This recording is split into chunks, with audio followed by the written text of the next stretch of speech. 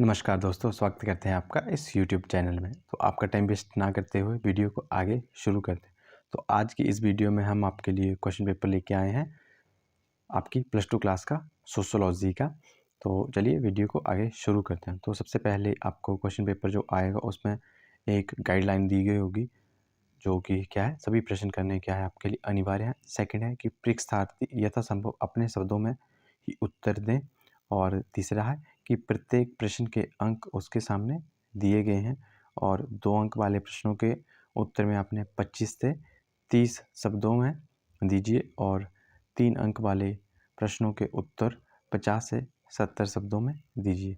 तो चलिए आगे शुरू करते हैं कि भाग को यानी पार्ट ए में आपको ऑब्जेक्टिव टाइप क्वेश्चन देखने को मिलेंगे कि जो पहला है, sociology challenge in modern India नामक पुस्तक किसने लिखी है। तो इस प्रकार से आपको 4 ऑप्शन देखने को मिलते हैं, इनका आपको उत्तर देना होता है। सेकंड है आपका कि आधुनिकीकरण के लिए क्या आवश्यक है। फिर थर्ड प्रश्न है आपका कि किसने भारतीय समाज के निम्न वर्गों में होने वाले परिवर्तनों को समझाने के लिए सांस्कृतिकरण की अवधारणा प्रस्तुत की है। फिर पांचवा है आपका कि who found the servants of Indian society. तो ये आपने बताना है कि किसने इसकी स्थापना की है।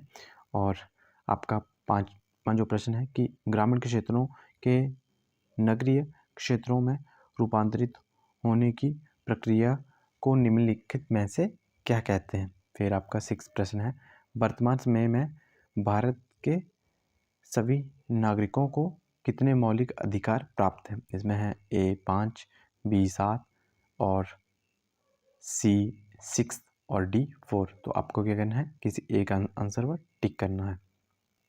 फिर आपका 8 है कि संविधान के किस अनुच्छेद के तहत अस्पृश्यता को समाप्त किया गया है, यानी छुआछूत को समाप्त किया गया है। उसके बाद है आपका क्वेश्चन नंबर 8 पार्ट ए का। तो इसमें आपके 73वें संवैधानिक संशोधन द्वारा पूरे देश में पंचायतों की कितनी स्तरीय संरचना का प्रावधान किया गया है। तो ये भी आप बहुत अच्छे ढंग से पढ़ के इसका उत्तर दे सकते हैं। फिर आपका जो 9वां प्रश्न है, किसके द्वारा रियायतवाड़ी व्यवस्था प्रारंभ की गई। उसके बाद है आपका भूदान आंदोलन किसके द्वारा चलाया गया था। फिर आपका 11वां प्रश्न है कि भारत में नई आर्थिक नीति कब लागू की गई। फिर 12वां प्रश्न है आपका कि हमारे देश के दूरदर्शन की सेवा कब शुरू हुई। फिर आपका 14वां प्रश्न है कि भारत के किस प्रकार की अर्थव्यवस्था या भारत में किस प्रकार की अर्थव्यवस्था पाई जाती है। फिर आपका नेक्स्ट प्रश्न है कि महिला आंदोलनों संबंधी या महिला आंदोलन किससे संबंधित है, यानी जो नीचे दिए गए हैं ऑप्शन, इनमें से आपको किसी एक ऑप्शन को टिक करके बताना है।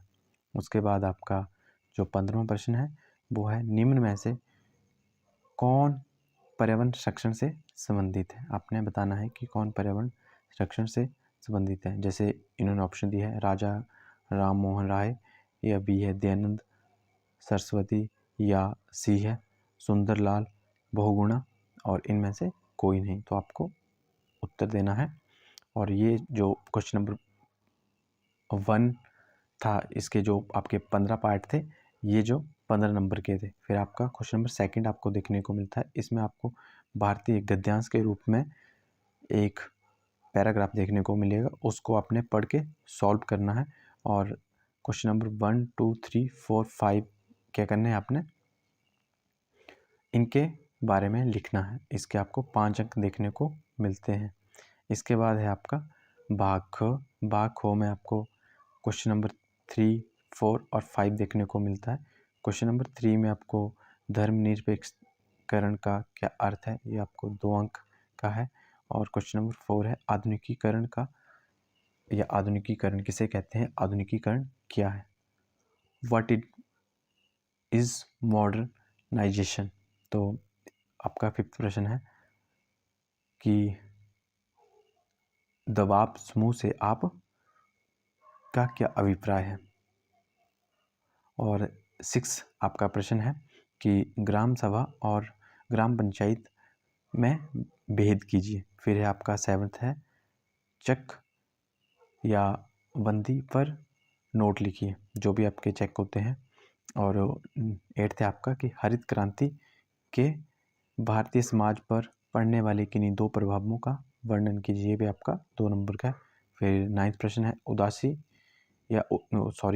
उदारीकरण का क्या अर्थ है। और 10 है आपका नियोजित औद्योगिकरण से आपका क्या अभिप्राय है। और 11 है जनसंचार के साधन हमारे प्रजातंत्र के पहरेदार हैं, स्पष्ट करें। फिर है आपका 12 चिपको आंदोलन के बारे में लिखिए। और 13 है सामाजिक आंदोलन क्या होता है। और 14 है दलित आंदोलन पर नोट लिखो। और 15 है भूमंडलीयकरण की विशेषताएं लिखें। और 16 है पश्चिमीकरण के भारतीय समाज पर पड़ने वाले प्रभावों की विवेचना कीजिए। और इसमें आपको जो आपका 15 है वो आपका 3rd मार्क्स का है और 16 भी आपका 3rd मार्क्स का है। और 16 में आपको पार्ट ए यानी पार्ट आप 1 कर सकते हो या पार्ट 2 कर सकते हो। जैसे पश्चिमीकरण के भारतीय समाज पर पड़ने वाले प्रभावों की विवेचना कीजिए। और 2 है ब्रह्म समाज के मुख्य उद्देश्य या ब्रह्मो समाज की मुख्य उद्देश्य एवं कार्यों का वर्णन करें। और ये थी आपकी, इसमें आपको टोटल 16 क्वेश्चन देखने को मिलते हैं। तो आई होप आपको क्वेश्चन पेपर देख के आइडिया हो गया होगा कि किस प्रकार से आपको क्वेश्चन पेपर आता है, यानी आपका जो फाइनल पेपर होते हैं आपको किस प्रकार से पढ़ना है और किस प्रकार से पेपर को सॉल्व करना है। तो वीडियो अच्छी लगी हो तो वीडियो को लाइक करें और चैनल पे नए हो तो सब्सक्राइब करें। धन्यवाद दोस्तों।